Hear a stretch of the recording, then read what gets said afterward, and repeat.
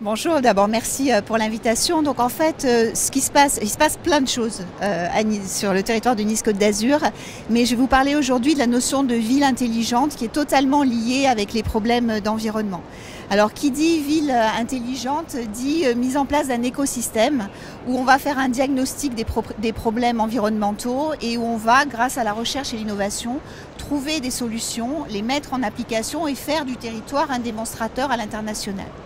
Donc pour faire ce travail qui a été mis en place par Christian Estrosi depuis son arrivée à la mairie, c'est-à-dire maintenant depuis 8 ans, je dirais l'outil de travail principal, c'est ce qu'on appelle l'OIN, une opération d'intérêt national, c'est 10 000 hectares sur la plaine du Var, qui permettent en fait qui sont totalement dédiés au développement durable.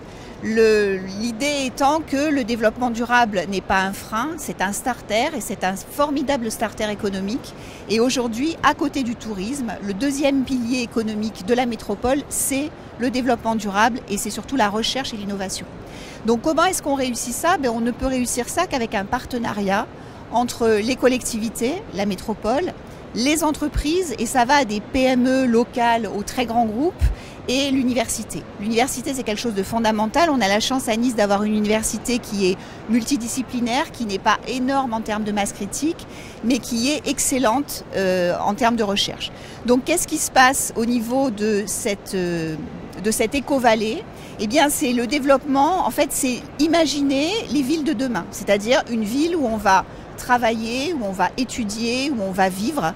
C'est pas une technopole, c'est une technopole où on vit, tournée vers les métiers du développement durable. Donc aujourd'hui, on a le fer de lance, le totem de cette éco-vallée, c'est ce qu'on appelle l'IMRED, Institut méditerranéen des risques et du développement durable.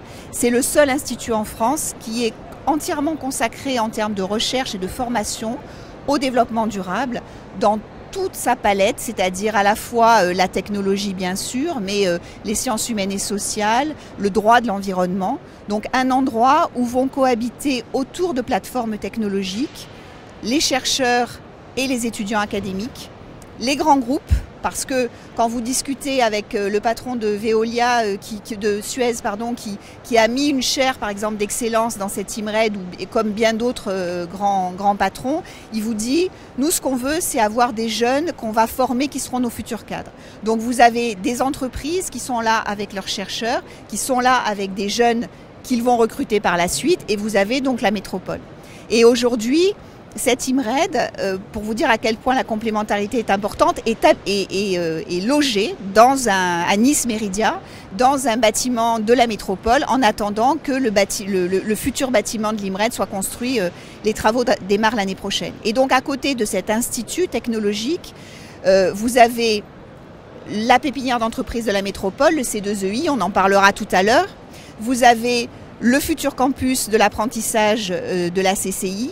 Vous avez donc tout un écosystème où on va former les jeunes le mieux possible, on va faire en sorte qu'ils soient les plus performants et qu'ensuite ils créent des emplois sur le territoire tournés vers le développement durable. Alors il y a plein de projets. Un grand projet, c'est le projet monitoring urbain. Et je lisais, j'étais assez amusée l'autre jour parce que je lisais dans Le Monde, fin novembre, un article sur Copenhague, future ville intelligente de demain. Bon. Copenhague, en fait, ils vont faire ce qu'on fait déjà. C'est-à-dire qu'on a, dans le cadre du programme d'investissement d'avenir, on a pu avoir, parce qu'on fonctionne beaucoup en appel d'offres et en appel à projets, on a été labellisé sur un projet qui s'appelle Écocité. Il y a eu des phases de démonstration et maintenant, on a installé sur 160 hectares 3000 capteurs environnementaux. Donc on mesure quoi? La qualité de l'air, le son, l'eau, tout ce qui concerne l'énergie, le remplissage des bacs de déchets. Et on fait remonter toutes ces données sur ce qu'on appelle l'Innovative Center de l'IMRED. Et c'est en fait, on parle de Big Data, donc c'est un énorme entrepôt de données qui est géré par la métropole en lien avec des grosses sociétés comme IBM par exemple et l'IMRED, l'université. Et à partir de là, on va créer des nouveaux services pour les habitants et surtout on va améliorer et trouver des solutions innovantes. Alors ça va par exemple des pics de pollution qui vont entraîner la régulation des feux tricolores, l'avertissement des usagers sur des panneaux à affichage variable. Ça va par exemple en termes justement de CO2, on a des capteurs sur les bacs à poubelles et donc on va réguler le ramassage des ordures là aussi pour être le plus performant possible.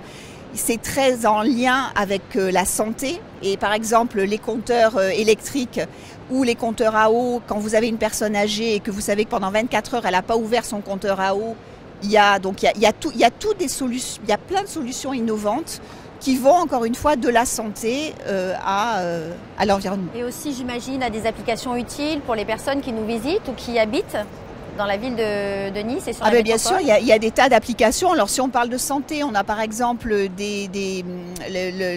tout ce qui concerne les capteurs de pollen, puisque vous savez on a des problématiques sur les personnes qui sont fragiles sur le plan respiratoire pour tout ce qui est particules fines, mais par exemple aussi les polluants pour les pollens pour les gens qui sont asthmatiques. Et donc on a des capteurs de pollen qui permettent la remontée en temps réel, et ça c'est absolument le seul endroit où ça se passe pour les charges en pollen. Et donc on va prévenir telle ou telle population qui est via des applications là aussi qu'on développe avec des startups. Enfin, il y a toute une série d'applications. Quels sont les projets phares ? Quel serait le projet phare Alors, les projets phares, aujourd'hui, je vous disais tout à l'heure, il y a à la fois le diagnostic et l'innovation. Vous avez par exemple, vous savez que si on parle de problématiques spécifiques au sud, en termes par exemple de polluants atmosphériques, c'est l'ozone. Puisque l'ozone n'est pas un polluant naturel, il est formé notamment sous l'effet de la chaleur. Donc on a des problèmes d'ozone l'été.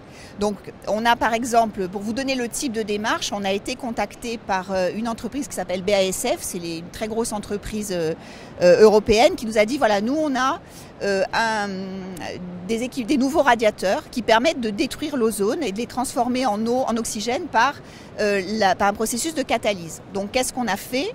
On a mis en relation des spécialistes, des chercheurs spécialisés dans l'ozone qui étaient présents à l'IMRED. On a fait une expérimentation en temps réel sur plusieurs bus l'été en pleine chaleur, en pleine canicule. On a équipé les bus de la métropole, une dizaine de bus avec ces nouveaux radiateurs, et on a mesuré grâce à tous les systèmes de capteurs en temps réel l'effet de ces radiateurs. Et on a vérifié en temps réel qu'il détruisait l'ozone à 80%. Donc aujourd'hui, on est en train de mettre en place, on passe maintenant à la phase active, c'est-à-dire, ça veut dire quoi ? Ça veut dire que pour les gens qui vont équiper leur voiture, pour les particuliers, ils auront par exemple stationnement gratuit en voirie, puisque sur la ville de Nice, tous les gens qui ont des voitures zéro CO2 peuvent stationner gratuitement en voirie. Donc on va mettre ça on va équiper notre flotte avec ces radiateurs. Alors les flottes captives, l'intérêt d'avoir justement cette synergie entre la métropole, les grands groupes, et on sait que les flottes captives type La Poste, enfin on a beaucoup qui sont très intéressés pour le faire aussi. Donc ça veut dire quoi ? Ça veut dire qu'on imagine, on expérimente et on démontre. Voilà.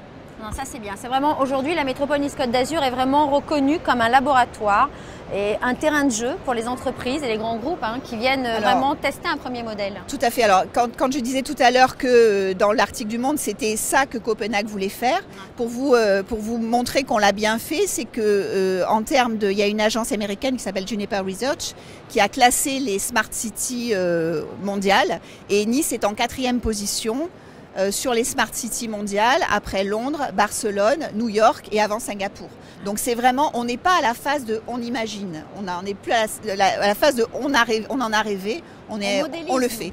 En fait, on modélise, c'est bien. C'est qu'on a même des projets avérés sur notre territoire qui ensuite sont pris par d'autres secteurs. Bien sûr.